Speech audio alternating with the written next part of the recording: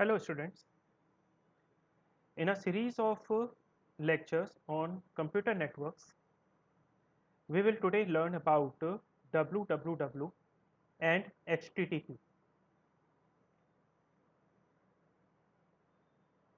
In this slide, we will complete architecture of World Wide Web, what are web documents, what is hypertext transfer protocol, and what are persistent and non-persistent connections. So if we are talking about WWW, that is World Wide Web, the World Wide Web today is distinguished client server service, in which the client using a browser can access a service using a server. However, the service provided is distributed over many locations called sites. So how the things are being done? Out here, the client simply requests the server to send a web page. Now, the complete site or the complete set of web pages could be there on one particular server, or it could be distributed among multiple different servers.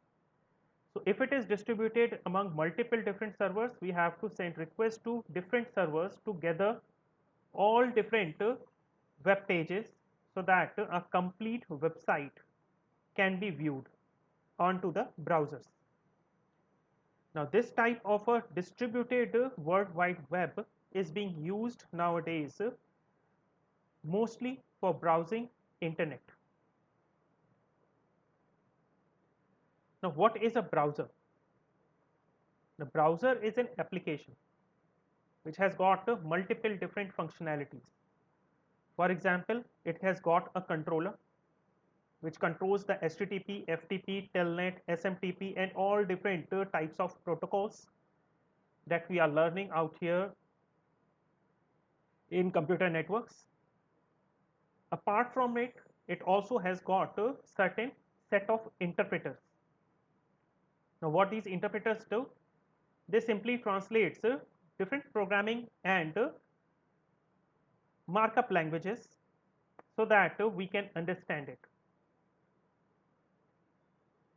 The interpreters are involved in decoding HTML, JavaScripts, Java and different languages like .NET, C Sharp and multiple different ones. Now what is an URL? What do you mean by a URL? A URL is a uniform resource locator. What it does? It points to one particular resource. How it is done? First part of the URL signifies the protocol what we are using.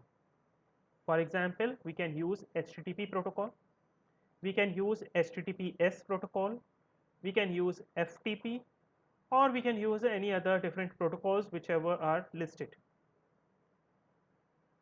That is separated by a colon, forward slashes, and then comes the host part. What is the host part? That is actually the domain.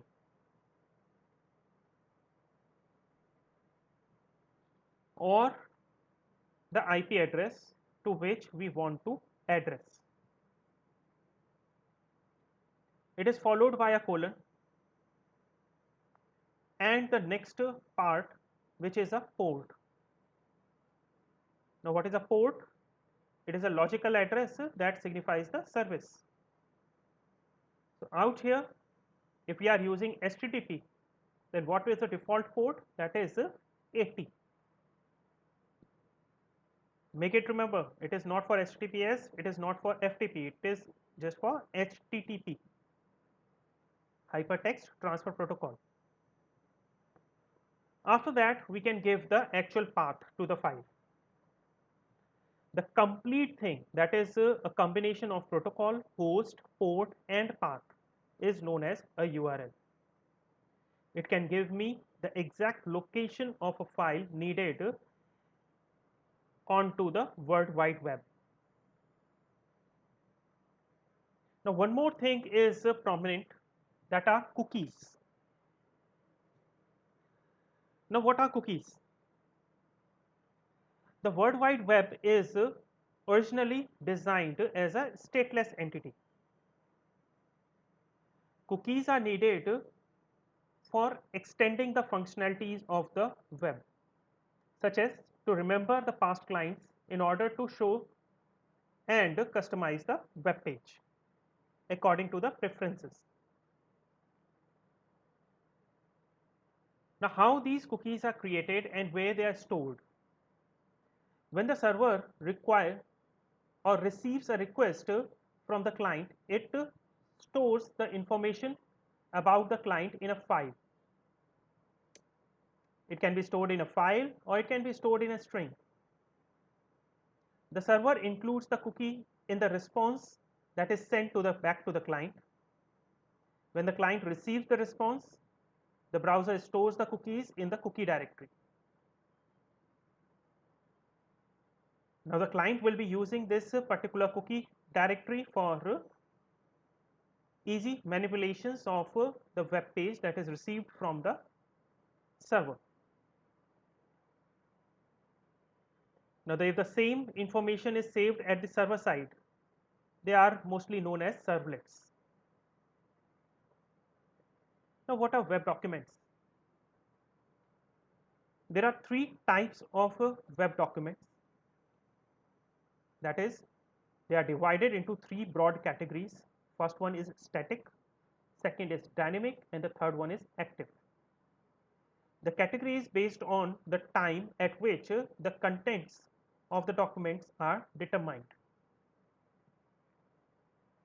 First one, if we are taking up the static document, what is it? It is a basic HTML document without any kind of dynamicness. That is, if a client is receiving a basic HTML hypertext markup language document from the server, it is known as a static document. Now, what is a dynamic document? Now, a dynamic document or a dynamic web page has got some functionalities. For example, we can do certain things over that. Then what is the difference between a dynamic document and an active document? Now, a dynamic document always use a server-side script. So, if my document is using a server-side scripting, for example, JSP, that is the Java Server Pages, or any such kind of a server-side scripting, it is known as a dynamic document. So, if we say that dynamic documents are sometimes referred to as server-side dynamic documents, whereas what is an active document? An active document uses the client-side scripting. For example, Java applets or JavaScripts. They are things that are working at the client side.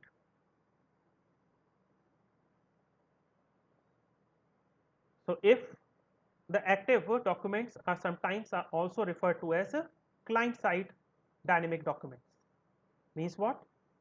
Whatever dynamic functionalities I have to place in my document into my web page, they will be using a client side script.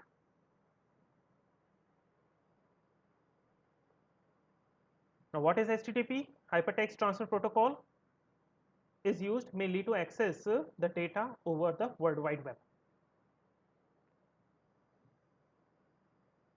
How it transacts? It is a basic client server model.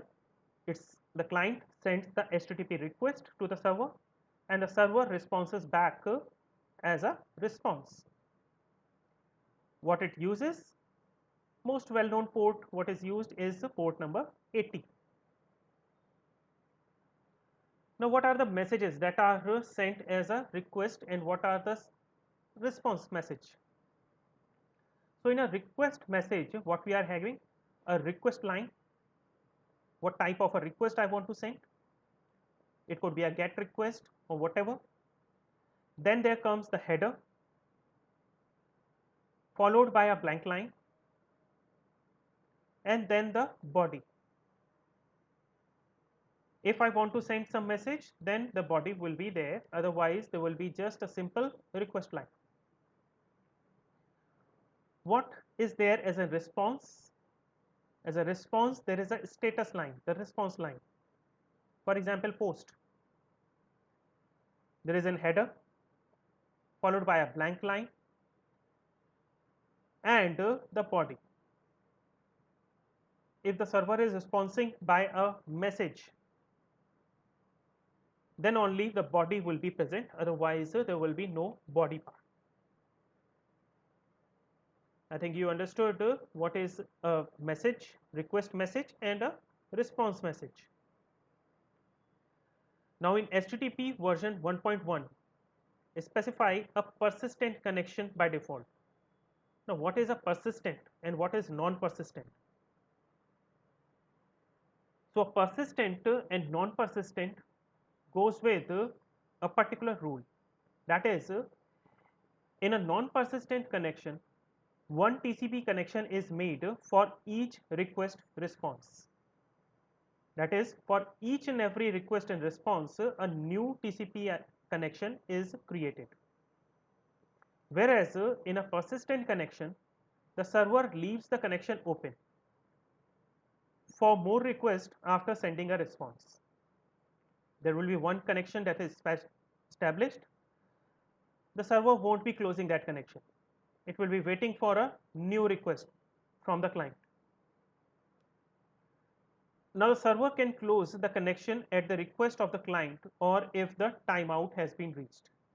Obviously, if it is a persistent connection and we keep on as an open connection, it will be a problem. So what is done? If the client requests to close the connection will be closed, or if the connection is timed out, then it will be automatically closed. So I think you have understood what is a persistent and what is a non-persistent connection. We have used certain references for our lecture. You can go through them for more learning. Thank you.